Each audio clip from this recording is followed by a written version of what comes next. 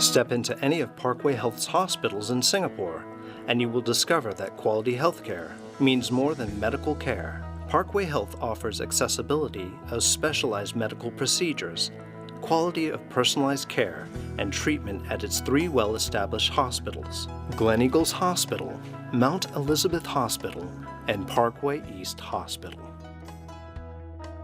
At Parkway Health, quality healthcare is about total patient's experience. It is also about tender, loving care at every touchpoint in any of its hospitals. Our reputation for excellence has not gone unnoticed. Gleneagles Hospital, Mount Elizabeth Hospital, and Parkway East Hospital are Joint Commission International accredited, demonstrating our commitment to quality, safe, and efficient patient care. Recognized worldwide as one of the leading healthcare providers, Parkway Health has a pool of experienced medical specialists, invests in medical technology, and the right infrastructure to provide value-based integrated healthcare.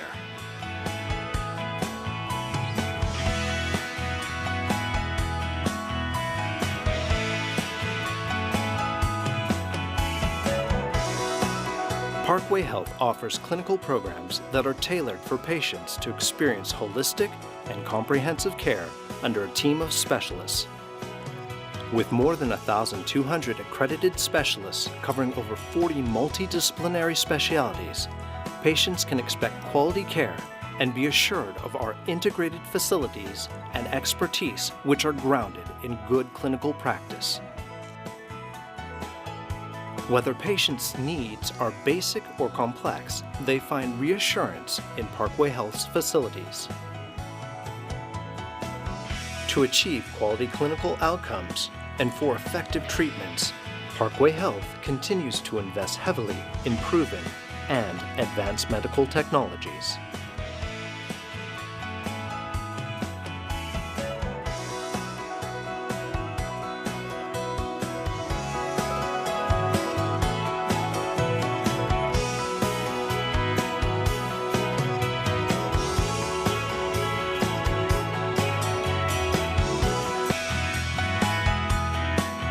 Parkway Health also extends round-the-clock medical service through its 24-hour accident and emergency facility, providing care for life-threatening emergencies and minor urgent care medical problems. Parkway Health operates a patient assistance center to serve as a one-stop and 24-hour service center to help patients access specialists and complex medical care in Singapore. 24 hours a day and 365 days a year, our helpline service provides medical referral and assistance in over 10 languages. Our global culture means we know and understand our patients from their perspective. People from all over the globe have come to Parkway Health's 3 hospitals in Singapore for comprehensive specialist care. Beyond its reputation for medical milestones, patients come for the peace of mind, knowing they will receive quality care by our dedicated team of nurses, doctors, and staff who understand their special needs. In realizing our vision, we seek towards achieving quality clinical service and operational outcomes. This way, when our patients step out of our hospitals, we know we have made a difference in their lives. Parkway Health, your quality healthcare provider in Singapore.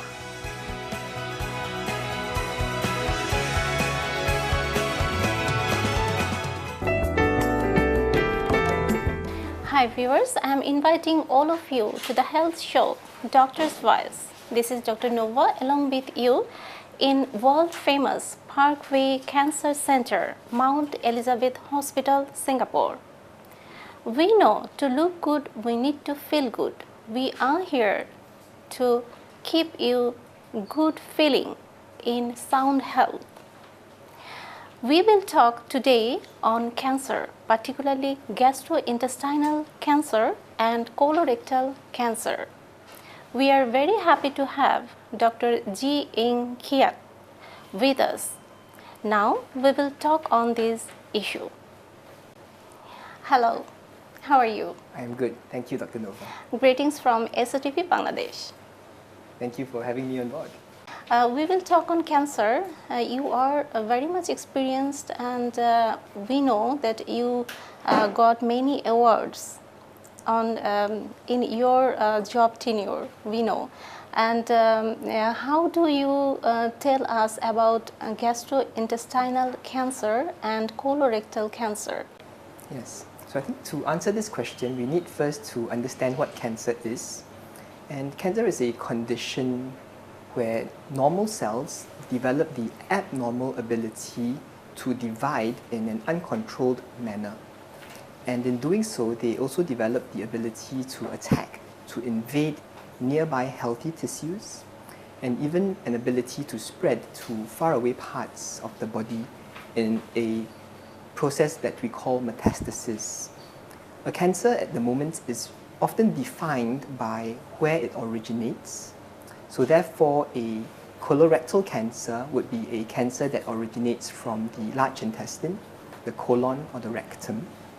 And other gastrointestinal cancers like stomach cancers would arise from the stomach, and similarly for esophageal cancers, and together they would be known as the digestive tract cancers.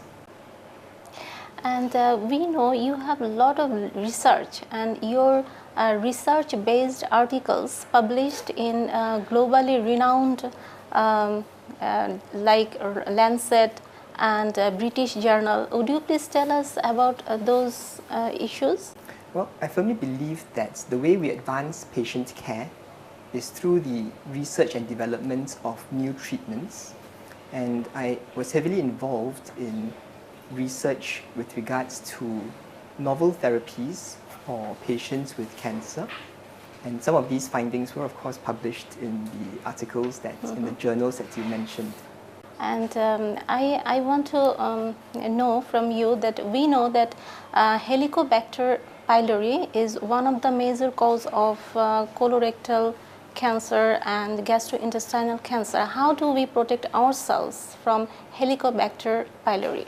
So first of all, Helicobacter pylori is a bacterium, and it is a bacterium that can be found in the stomach, where if present, it can lead to inflammation of the lining of the stomach in what is known as gastritis. And Helicobacter pylori associated gastritis is a known risk factor that increases the chance of a person developing gastric cancer, that's stomach cancer. There's no known way to prevent the infection with Helicobacter pylori, but we do know that if a person is found to carry this bacterium, treatment with antibiotics and stomach protective medicines can actually help to clear the infection, therefore lessening the gastritis and reducing the risk of stomach cancer occurring. And if we do colonoscopy, is there any importance of colonoscopy to early detection of cancer? Absolutely. We know from many studies done that screening for colorectal cancer can help to save lives. What screening is really is a process by which we're trying to find a problem, a disease, in the absence of any symptoms. Why this is important is that in half the cases of patients with colorectal cancer, we know that patients are in fact not with symptoms, entirely asymptomatic. So therefore, if we're able to detect the cancer early, we're able to treat the cancer more effectively and also to achieve a better outcome for patients. As far as screening for colorectal cancer is concerned, there are several methods available, one of which is colonoscopy, whereby a doctor would insert a lighted instrument with a camera at the end of it to assess the whole of the inside of the large intestine. That includes the rectum and the colon, such that if an abnormality is found, for example, a cancerous looking mass, then a biopsy can be taken to confirm if this is or is not a cancer. The added benefits of a colonoscopy is that it has the ability to allow doctors to find what are called polyps. Polyps by themselves are not cancerous, but we know that polyps, if left untreated, can, in the course of several years, develop into cancer as we know it. And therefore, with colonoscopy, the added advantage of detecting and removing the polyp is actually also a form of cancer prevention, because a polyp, when removed, is therefore prevented from turning into cancer in the future. Dear viewers, now it's time for a short break. We'll be back soon. Please stay with us.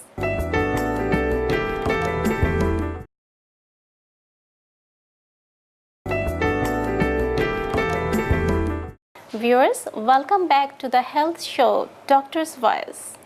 Thank you for staying with us.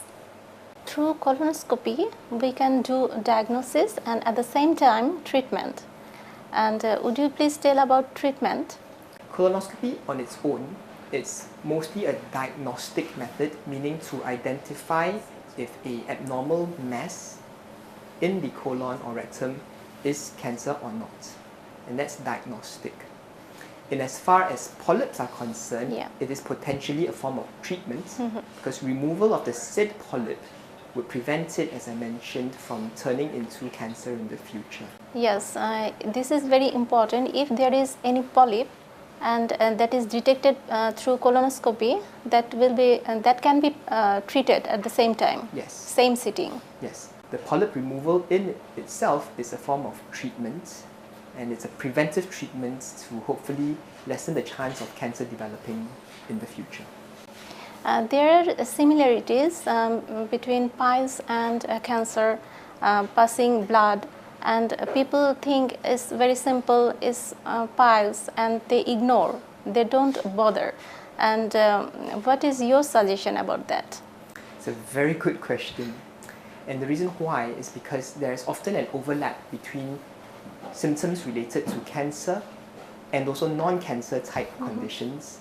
For example, if a patient were to have bleeding in the stool, it could represent something as simple as hemorrhoids or piles, but it could be reflective of a more sinister cause like an underlying cancer. I think the best advice to listeners out there is that when you do, or if you do experience a symptom, that you should see the doctor to get the symptom checked out, to find out what the cause of it is so that you could deal with it accordingly. I think a word of advice also is that I have seen many patients who easily discount their symptoms, and they think that this is unlikely to be cancer related, or they fear that it might be cancer related, and all the more they feel that because cancer may be a sentence of death to them, that they would rather not know. I think that is wrong. If there are any symptoms, it's best to get it assessed, and if indeed a cancer is found, it is very highly treatable in many cases. So therefore, any symptoms, please do see your doctor to get it assessed and treated accordingly. And when colorectal cancer is detected, at what stage and which treatment is necessary?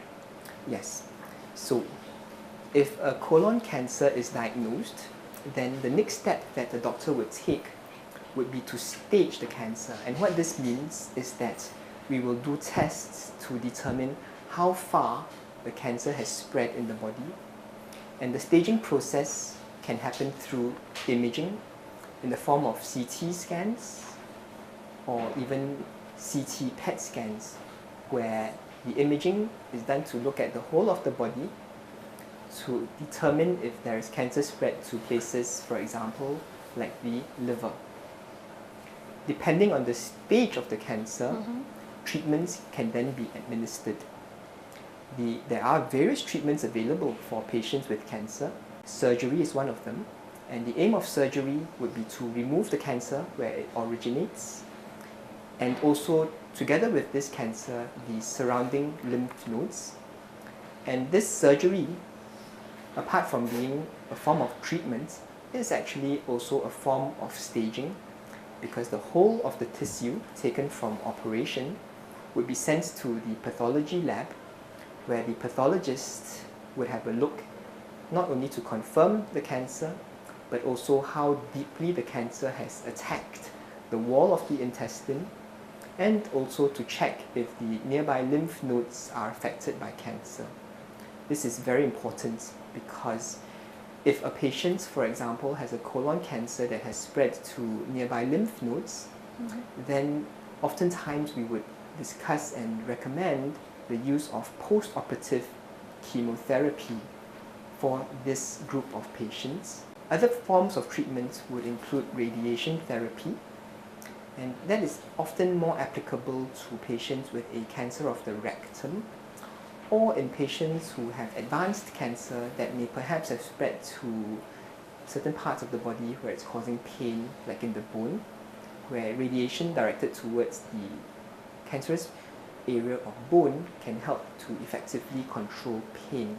In the advanced setting, where cancer is found to have spread to faraway parts of the body, for example, the liver, we often consider the additional use of targeted therapy to just chemotherapy alone.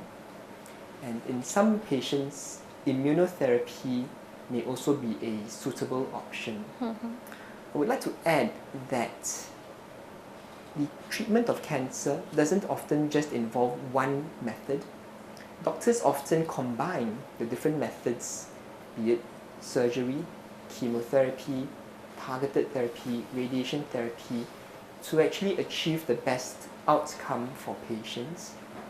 And the second thing I think it is important to note is that the treatment for colorectal cancer has advanced to the point where a small segment of patients whose cancer has metastasized, that means has spread, can still potentially be treated with a cure in mind. Take the example of a patient whose colon cancer has spread to one part of the liver. We are now able to treat such a patient with chemotherapy, following which surgery can be performed to not just remove the cancer within the colon, but from the liver as well. And we know that this form of combined treatment in an aggressive fashion can still elicit a cure in about 30% of patients, mind you, with metastatic colon cancer. So the point here is that cancer is not something that needs to be feared. If it is diagnosed, we need to seek help and find the best way to approach and tackle the problem. Usually people want to know that is it curable and at what stage it is curable? Yes. So the earlier the stage, the more highly curable the cancer would be. Take, for example, colorectal cancer. In its earliest stage, where the cancer is limited to just the superficial part of the wall of the large intestine, in these situations, surgery alone for stage 1 colorectal cancer, as we call it, is able to elicit a cure in between 85 and 95% of patients. And moving to the opposite end of the spectrum, with stage 4 cancer, which, as I have mentioned, is cancer that has spread to faraway parts of the body, using medicines like chemotherapy, targeted therapy, and immunotherapy where appropriate, can meaningfully prolong life. And coming back to the segment of patients whom were able to still operate to remove the primary cancer and the sites of spread, that cure may still be achieved in about 30% of such a group of patients. For cancer patients, it's very important to gear up their morality. So how do you provide that type of support? Important principle in treating patients with cancer is that we are not just treating a disease. Right. We are actually treating a person, and it's very important to take this in a very holistic approach. So apart from dealing with the disease and the physical symptoms or side effects of treatment, we would actually also focus on other aspects, for example, psychological aspects. Right. And therefore, it's very important to have the support of nurses and counselors, not just for patients, but also the family. We are also very focused on nutritional aspects and often, if needed, get in the support of our dietitians to help guide patients in terms of what they should or should not be eating to maintain and optimize their nutrition. And even beyond all of that, as I've mentioned, given the different ways we treat cancer, with surgery, with radiation therapy, we need to coordinate the care of patients with different groups of other specialists, mostly to ensure that patients achieve the best possible outcome. Dear viewers, now it's time for a short break. We'll be back soon. Please stay with us.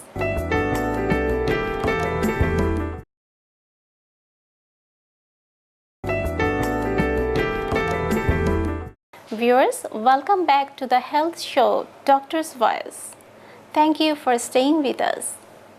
Do you think that nutrition for cancer patients, those who are not sufficient, they're well up, and for poor people, how can they maintain their nutrition? Particularly in our country, some people cannot afford. For them, what would be your advice?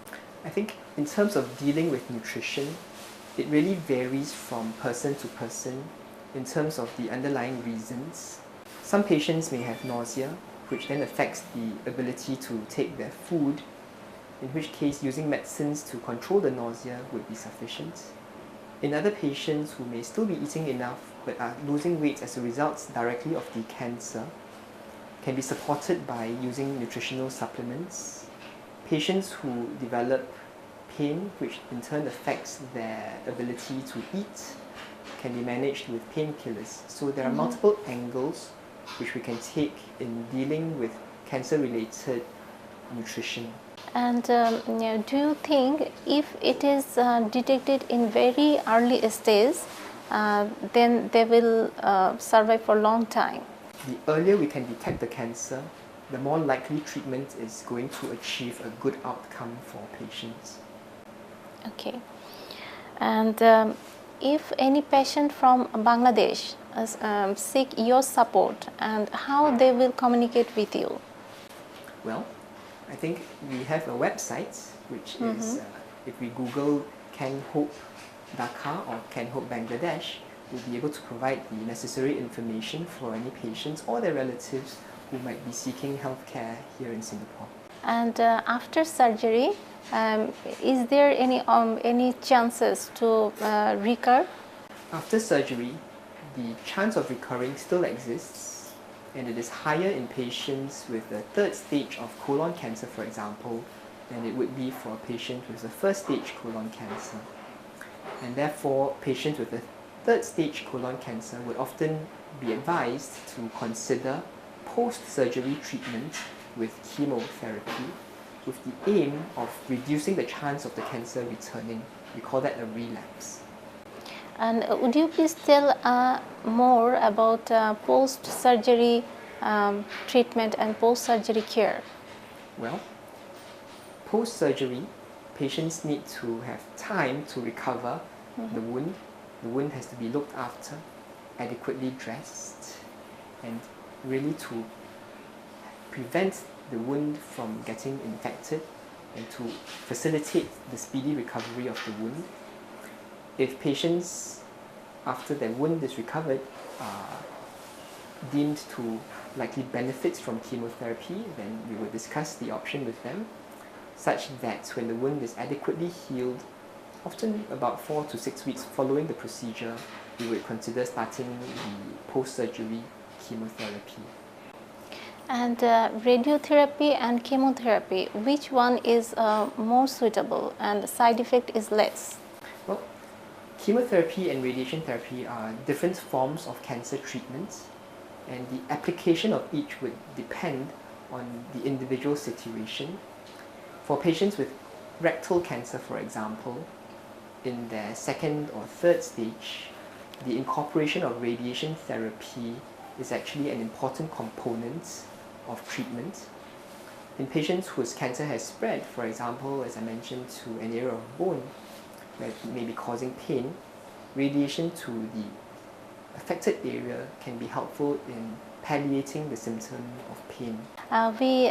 We learned a lot from you. Actually, you give us time that is very important for you, and we have that opportunity to get your time. Thank you for that. Thank you, Dr. Nova. It's a pleasure being on your program. Viewers, now we are at the end of the show. See you in the next episode. Till then, stay well and keep your eyes on ACTV. Take care. All the best.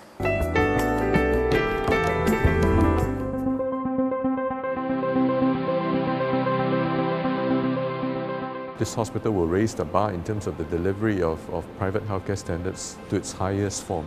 Anything you can think of, you have the best of the best working in this hospital. Patients deserve the best of technology and the best medical care. It's a very beautiful place.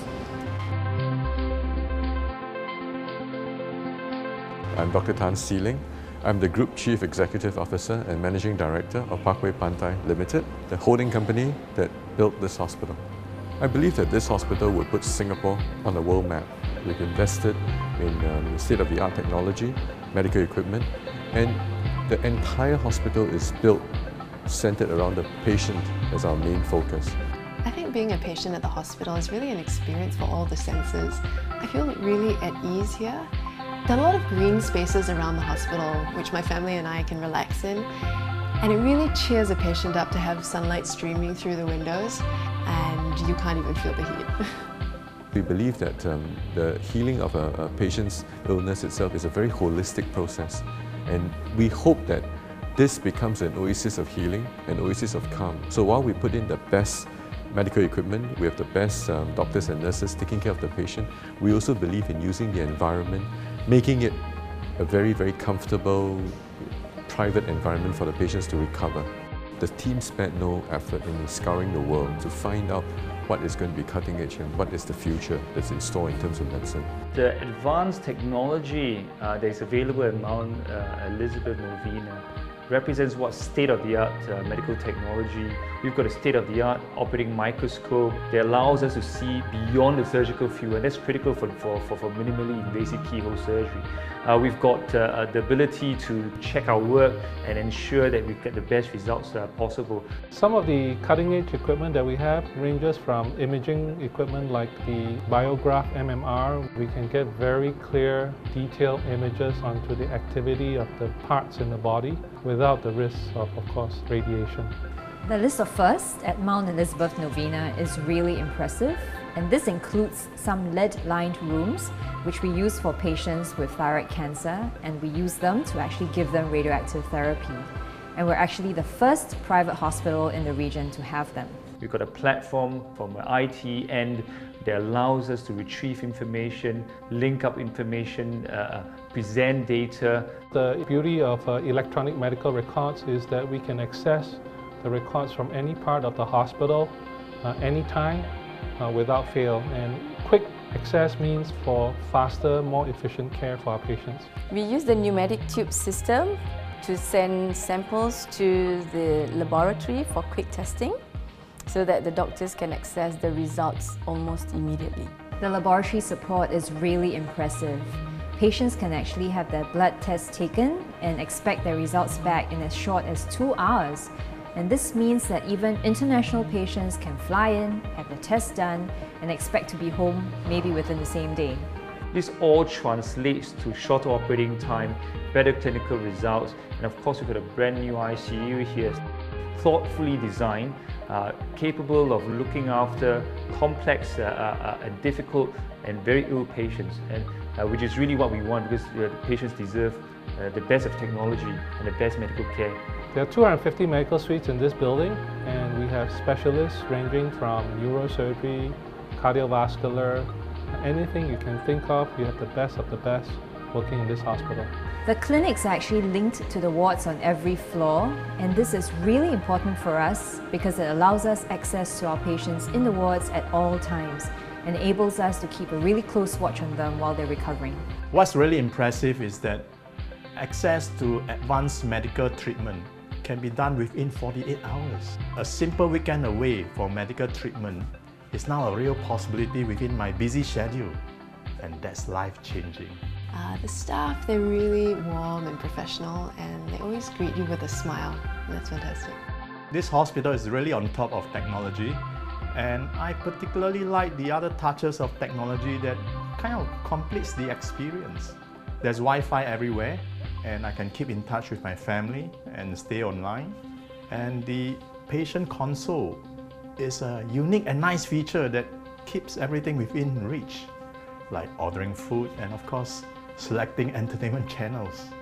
I've been a professional chef for the past 20 years. We have catered to many events and many products, but it's the first time I'm doing an opening for a hospital that position themselves 6-star. We have a cross-cultural menu that includes a symphony of cuisine and different cooking techniques as well as variety on the menu. We believe that by offering this kind of variety is sort of an excitement for the clients, that there will be something that they definitely want to look forward to for tomorrow's meal or the meal that's coming after. No effort is spared in making sure that patient privacy, patient comfort and patient safety is not compromised in any way. I like the garden very much, and the fountains and flowers. It's a very beautiful place. A hospital that harmonizes the best technology with nature. It's possible. The best of medical specialty under one roof. It's possible. An exceptional team with extraordinary touch. It's possible. A 5-star hospital cuisine is possible. Care, comfort, and complete privacy. It's possible. The hospital of tomorrow, here today. It's possible. Service quality and speed with a human touch. It's possible. Revolutionizing and setting a new paradigm in private healthcare. It is possible.